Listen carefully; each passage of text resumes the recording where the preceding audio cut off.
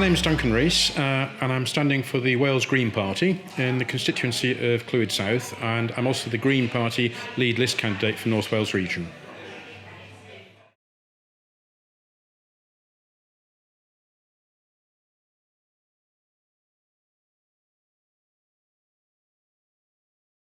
Well, on the question of GP availability, there is clearly, despite what the Wales First Minister says, a shortage of GPs in Wales, and we think we urgently need to address that. If necessary, bringing GPs across the border from places in England, although that is not a total solution, because whilst that might work in terms of South East Wales and North East Wales, those kind of people are not necessarily going to want to go to the deepest reaches of North West Wales, Ceredigion and Pembrokeshire. So that's one issue. The other issue in terms of A&E is that I think we need to do a lot of structural things to make the reliance of people on A&E less, so that people are only going to A&E if they really need to be there, and if they don't, then they're dealt with elsewhere. And also, of course, making the A&E service a service which is actually used properly, and not have some of the frivolous ways in which it's used at the moment, which is wasting the time of the emergency services and A&E staff in the hospitals.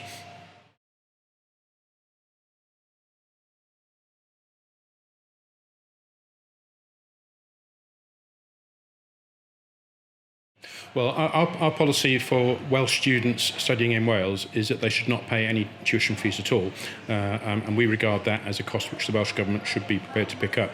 Our long-term ambition is to see the same thing happen for Welsh students who go to study in England, but that has to be a slightly longer-term ambition because of the additional funding and cost implications that it would have.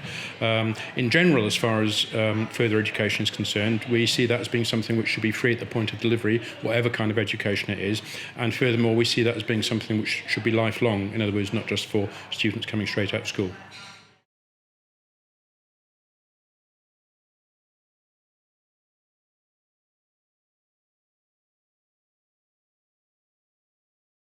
Well, we actually believe that performance is a lot better than some people would have us believe. We believe that some of the ways in which performance is measured is not entirely fair to schools in our region, as it's being not compared with like for like, for example, in other countries or even other parts of the UK. So first of all, we feel that is unfair.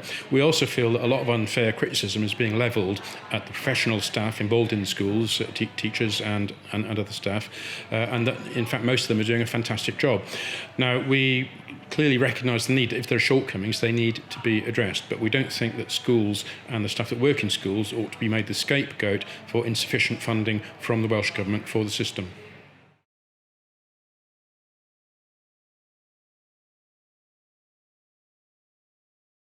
Because I believe in the manifesto and the solutions that the Green Party Wales has to offer for the problems facing Wales, and indeed throughout the rest of the United Kingdom as well. We've had 17 years of Assembly government, in which time, in our judgment, the problems of Wales have not been tackled properly by predominantly Labour administration, and the other parties haven't perhaps as helped as much as they could either. We think it's time for a new broom to come in. We recognise that we're not going to form the next Welsh Government, but we are hopeful of getting members elected to the Senedd, and if that is the case, then we will be holding whichever the next Welsh Government is to account along the lines of the kind of policies that we're proposing for Wales.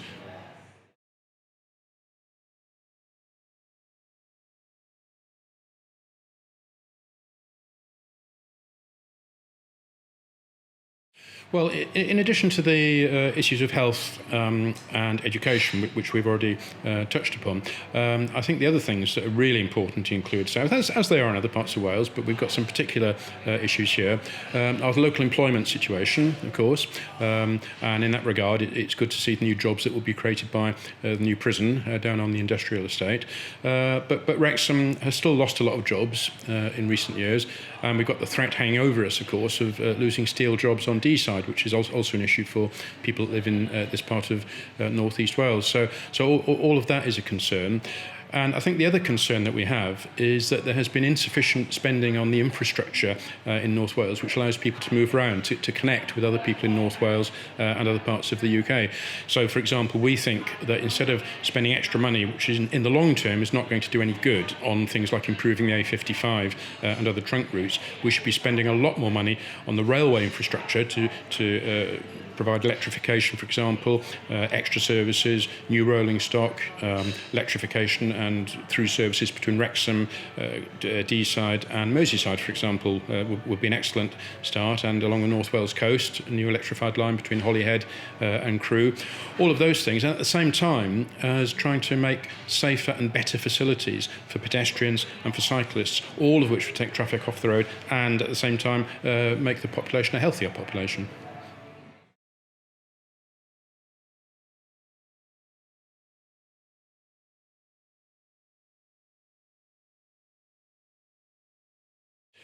Well, I think clearly at the moment there are some which would definitely fit into that category, and you can't really see it being otherwise. Defence, for example, would be one. Foreign affairs, another, for as long as the United Kingdom stays in the same kind of format that it is at the moment. Home Office policy with regard to a whole wide range of issues, including the question of immigration, the law courts, prisons, all that sort of thing, I think. What is interesting, though, is that clearly the new Welsh Government is going to be having new powers to raise taxation. We don't know exactly how far those powers are going to extend yet, but it's obviously going to give the Welsh Government a firmer role in being able to dictate how much it spends on certain crucial services, and that will include education, that we've already mentioned, of course, and potentially the health service.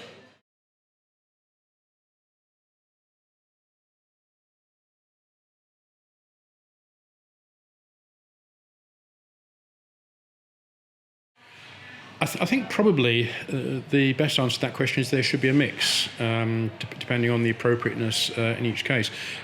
To give an example, I think the current crisis facing the steel industry, and obviously this is going well beyond the issue of rates, but I mean it's something where there needs to be involvement on the one hand from national government, both in Wales and at a UK level, and we've already seen, of course, the possibility of a management buyout of the Port Talbot plant and possibly extending to other plants. So there's that kind of macro level, if you like, but we would also definitely see a role for rates being set at a regional and local level, because we do believe in devolving responsibility for some of those kind of local issues to more locally based forums.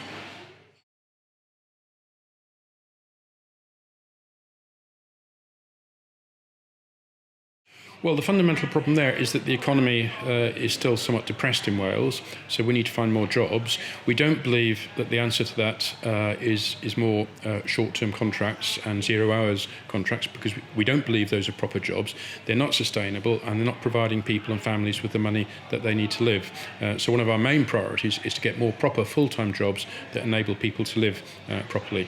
And in that connection, we see it as being very important, not only, for example, that we support the retention of the steel industry in Wales, but that we actually use industries like that to help develop and deliver the infrastructure projects that we think are needed if Wales is to become a properly self-sufficient, sustainable nation, producing, for example, its own renewable energy resources. A good example there would be the proposals for tidal schemes and energy generated by things like tidal lagoons, which has been discussed for South Wales, but it is also a possibility for North Wales. And that, and things like improvements to the railway infrastructure, would need enormous amounts of different types of steel, for example. So clearly a role for the steel industry there, and that's just one example of the kind of providers that could get involved.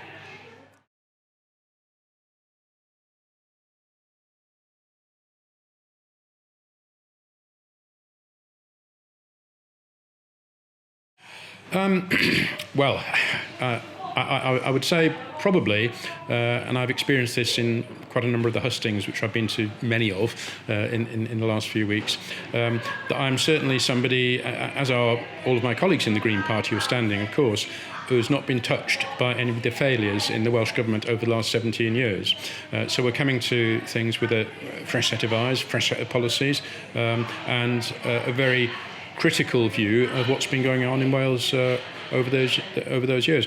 Personally, I've spent time working for charities like Oxfam, and in my more recent past, I spent 21 years working for the Co-op, mainly in its community links field, sort of developing links with local communities. And I spent a spell as the chair of Fair Trade Wales during the time that Wales became the world's first fair trade nation. So I think I've quite a rounded experience in sort of community work, charity work, and important international work like the fair trade issue.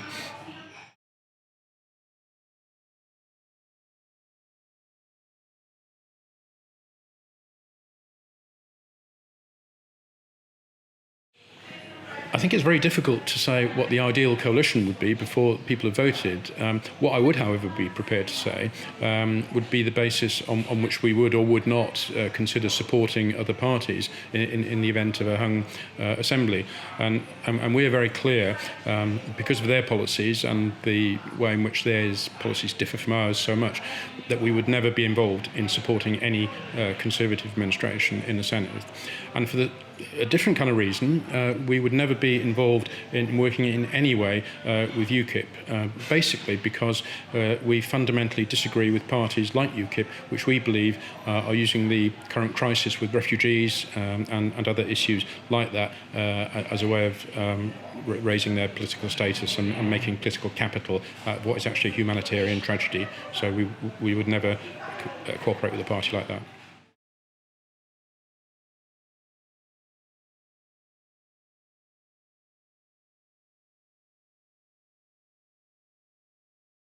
I think the one single issue that has to be tackled, and it has to be tackled with a degree of urgency, is actually transforming Wales into a greener economy, into a sustainable economy, and into a 100% renewable energy economy, which is actually our long-term aim by the year 2030. It's not something that can be done overnight. But these things have to be done because we're running out of time, both in terms of the ability of us to construct the kind of technologies within the time scale involved, and the very real constraints on us being imposed by global warming and the consequent rise in sea levels. We are already seeing the possibility of communities along the Welsh coast in Cardigan Bay and on the North Wales coast having to be abandoned owing to rising sea levels. That is a terrible thing for the people and the communities in those areas. And unless we get to grips with this issue of renewable energy, do away with all electrical generation through fossil fuels, then the situation is only going to get worse.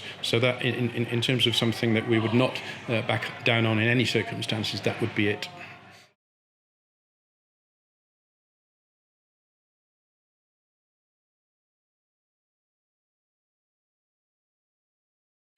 Well, I don't think it should concern voters. It concerns us, but only in the sense that any political party which is coming into an election for an assembly or a parliament, whatever it is not necessarily in a position to, as it were, be able to read the books beforehand and to be able to say there will be this amount of money for this and this amount of money for that. So clearly we're not in as good a position in that regard as, say, the Welsh Labour Party or Welsh Conservatives. However, what we do acknowledge is that there is no point in our party or any party making a whole range of promises of all kinds of goodies for the electorate, which they have absolutely no idea of how they're going to fund them. That is just pie in the sky and not fair on the electorate, basically. And so that is why we're saying that we would create a set of priorities. I'll give you two examples. One would be that with the new tax-raising powers that the Welsh Government has, it should be clearly established that certain areas ought to be priorities. For example, education would be one of them. But an overriding priority and principle for us would be that everything should be predicated upon the use and the development of green energy and renewable resources, and that is where the financial priorities should lie. We would also work very hard to persuade any incoming Welsh Government to cancel the proposed M4 relief road, which is going to cost over £1.2 billion. That's an enormous amount of money, which we know would have to be spent in order to build that road. We don't believe the road is necessary. We don't believe it would solve any of South Wales' traffic problems, but we do know that it is taking money which could be spent on other transport infrastructure away from areas like North Wales. And so we would utterly oppose that and aim to use that money for other better projects.